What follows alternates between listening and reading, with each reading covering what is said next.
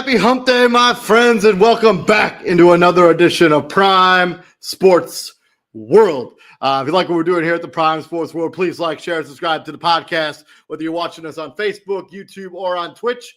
We give you guys consistent sports content almost every single day. Thank you, Summer Dew, for giving us a shout out there on the YouTube. 321 to you as well. Hi, Teresia Perry. Good to see you as well on the YouTube. But on today's episode of the show, we're going to get into that 2026 NFL mock draft. This is going to be our top 10 edition as we are switching our focus now to the offseason, as unfortunately the action on the field, the gridiron, has concluded for this season. But don't you worry, we are going to cover the UFL this season, so keep an eye out for all that content. If you like what we're doing here, please like, share, and subscribe to the podcast. I'm David On Point Huffman. I'm going to give you my top 10 picks. We're going to be doing more of an extensive mock draft as we go through the offseason, but this is the first one. So we're just going to start with the first top 10 picks. We're going to get right into it. David On Point Huffman, let's talk about it. Let's start first with the Las Vegas Raiders. They are on the clock because obviously they have the worst record in the NFL. The Geno Smith, Pete Carroll experiment did not work there in Seattle or in Oakland, even a little, or Las Vegas. Sorry about that. Oakland and Seattle didn't even work out for a little bit for this football team. They were the worst team in the NFL at 3-14. Their biggest needs in this particular draft are quarterback, offensive line, wide receiver, as their receiving core, Trey Tucker, wide receiver 1, cornerback, and then they need an edge rusher on the other side of Max Crosby if they do not trade him away.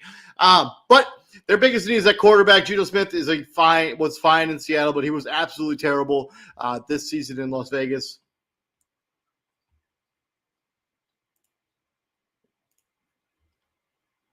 Just a complete disaster there in Las Vegas this season. They go with the quarterback. They take Fernando Mendoza, the reigning Heisman Trophy winner.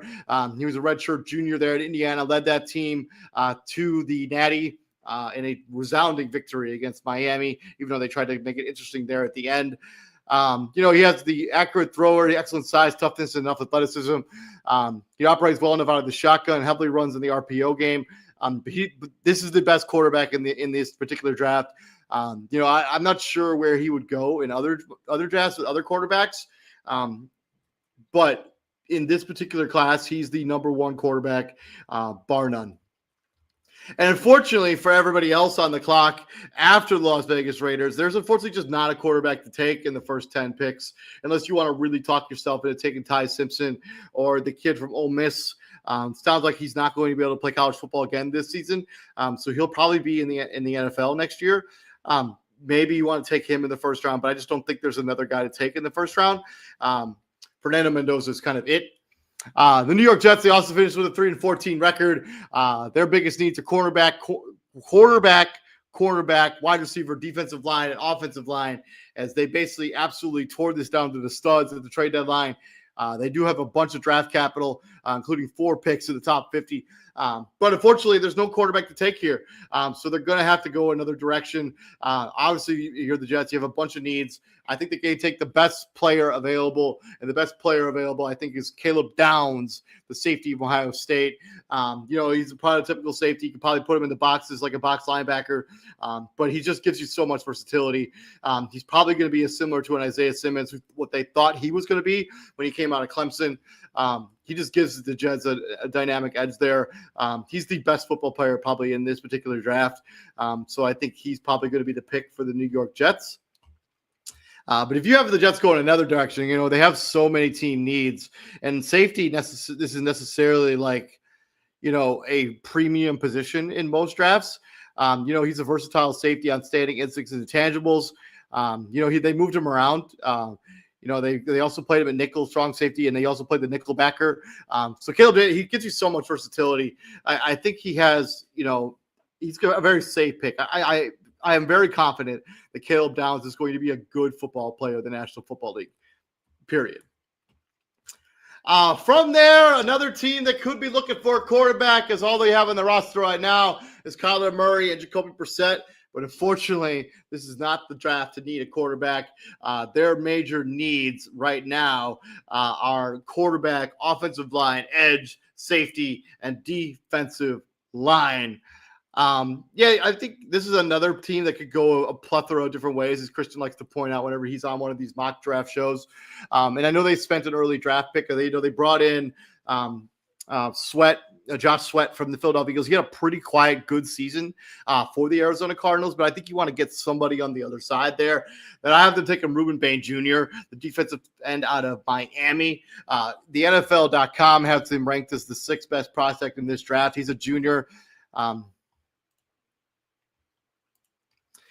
He is a thick, square edge with short arms. I just think he's going to be disruptive and destructive in the next level.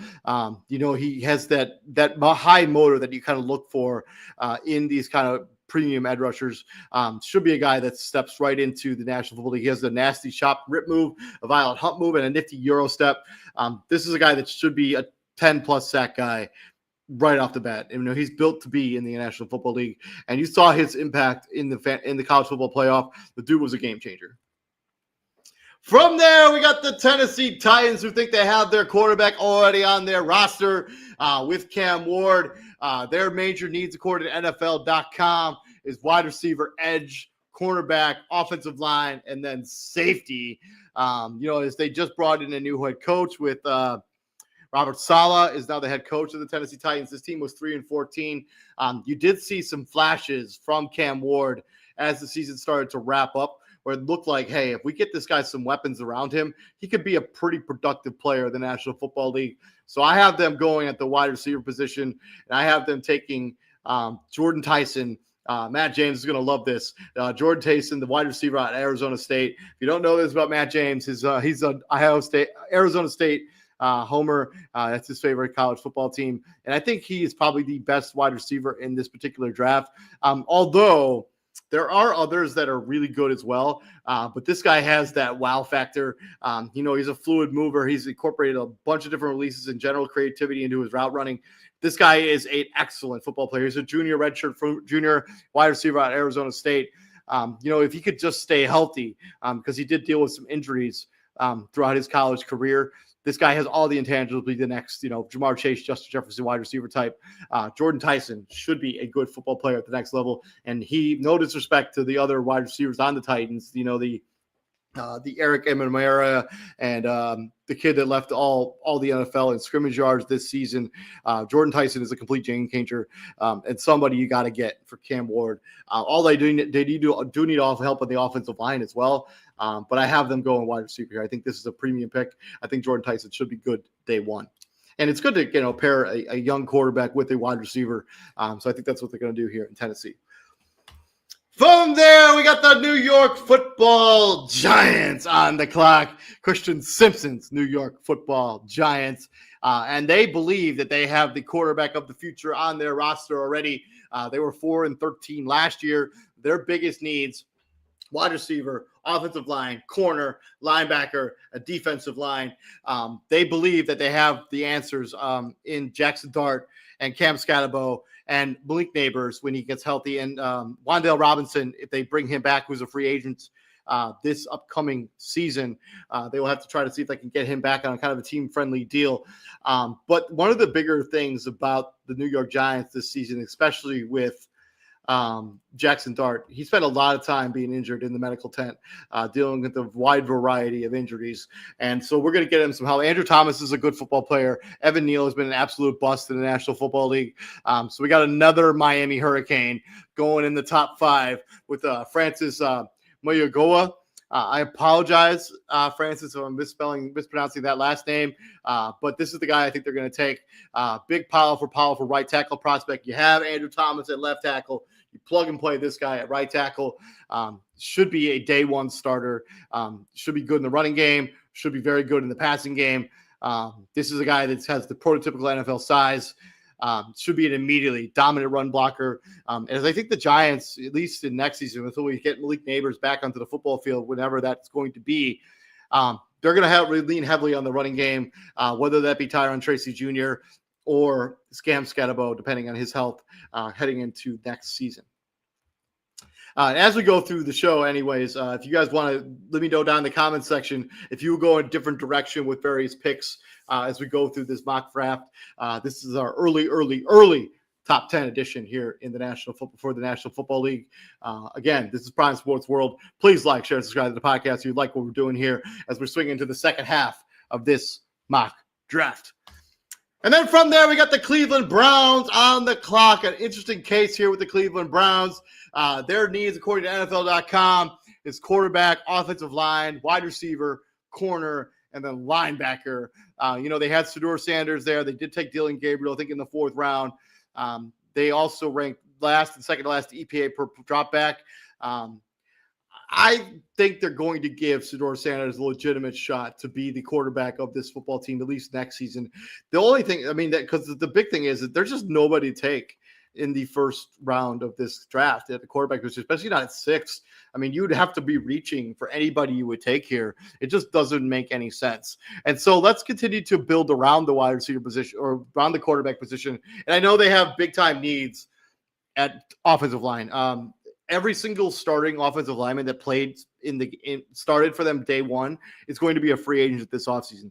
So they're going to have to rebuild that offensive line. But they also have glazing holes at wide receiver. We've seen Jerry Jeudy. He's just not the guy. He's just not hit. So let's go with the wide receiver position. Let's stay in the state of Ohio. Let's go to Columbus and get Carnell Tate, the junior wide receiver, Ohio State. Tall, long, wide out. And Ohio State has a track record of producing excellent wide receivers in the National Football League.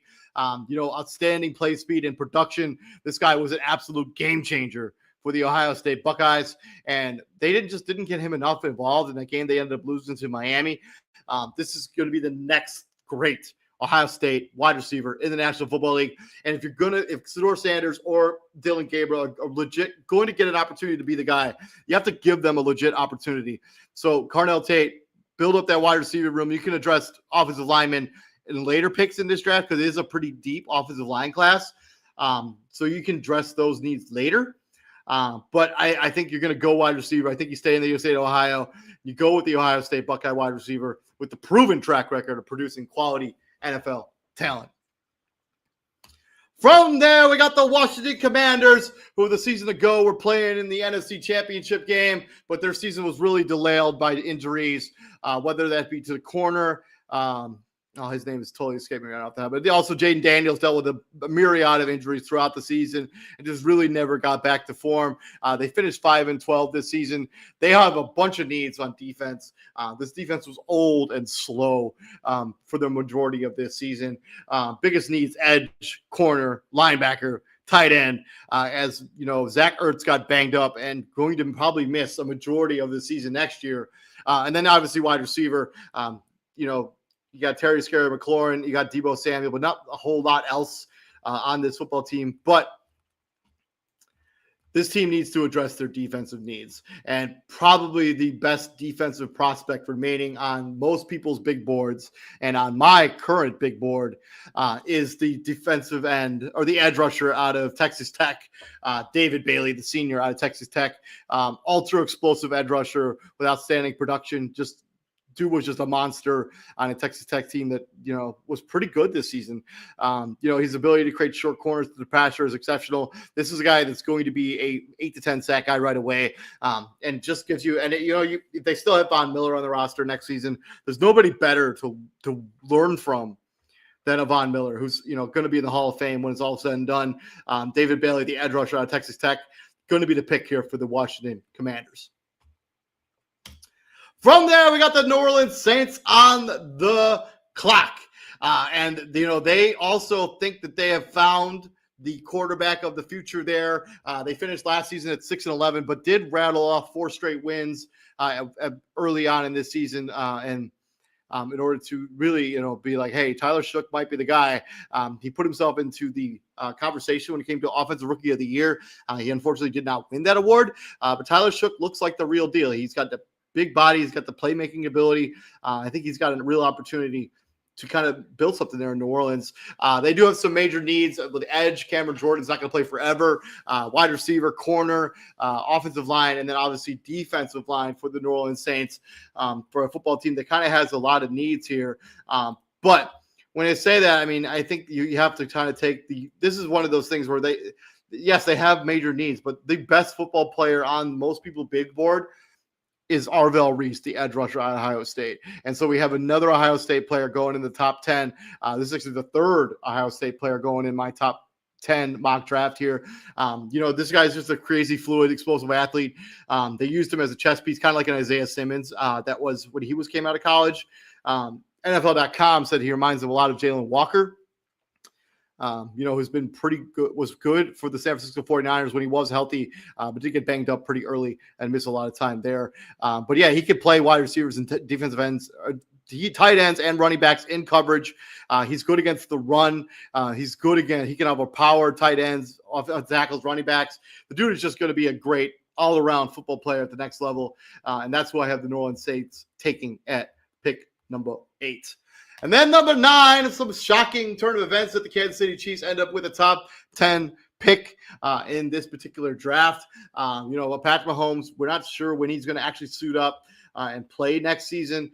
Same thing with Gardner Minshew as he got banged up last season as well. But this is the first time that the Chiefs have had a top 10 pick going all the way back to when they traded up the draft Patrick Mahomes. 10 years ago now? Something like that. Yeah, like a long, long time. They paired him up with Travis Kelce. We haven't heard if he's going to retire or not. I imagine that an announcement's going to be made at some point here in the near future. But their major needs: running back, wide receiver, offensive line, corner, and tight end. And the last time the Kansas City Chiefs took a running back in the early parts of the draft, it was Clyde Edwards-Helaire. Just didn't really work out as a number one running back there in Kansas City. But I think they're going to take another shot at this. They go Jeremiah Love, the dynamic weapon as a runner and a receiver out of Notre Dame, also a junior. If you know anything about this show, you know Izzy Rivera, one of our main panelists here on Prime Sports World. He loves this guy and loves the Notre Dame football. He thinks that this guy is going to be primo, really good next level. High and narrow. He can explode through holes. He can catch the pass out of the backfield. His spin move is super electric. He should be a home run hitter and immediately expand the playbook for whatever team decides to draft him. And he just gives you a completely different variable than what you get out of Isaiah Pacheco, who's just not a home run hitter. He's he's going to get you 3 yards consistently every single run, but he's just not that home run guy. This is that guy. And I think that's the way Kansas City goes with this particular mock draft. They take Jeremiah Love, running back out of Notre Dame. And then another team that's semi-shocking that they're in the top 10 with the Cincinnati Bengals. Joe Burrow missed all but like 5 or 6 games last season with a hand injury. I think it was a hand injury or a turf toe injury. He eventually came back late in the season, but it was just not enough. Too late, a little bit too late for the Cincinnati Bengals to climb their way back into playoff contention. They end up with the top 10 pick, and they have a bunch of needs as well. Edge, corner, offensive line, corner, defensive line, and then safety. This is the highest pick the Cincinnati Bengals have had since they drafted Jamar Chase 5th overall in 2021. They have to shore up this defense. And then another priority is shoring up their offense, their offensive line. But I have them going corner. I have them taking, arguably the best corner in this back. You have a lot of conversations about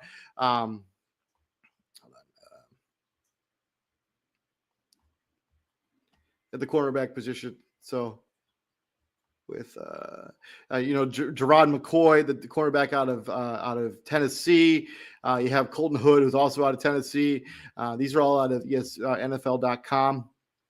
But I'm going to go to the University of LSU. It has kind of become defensive back U, right? I mean, they produced Derek Stingley Jr. They're going to go Mansour Delaney, the LSU corner, the senior there, probably one of the most consistent players in the draft.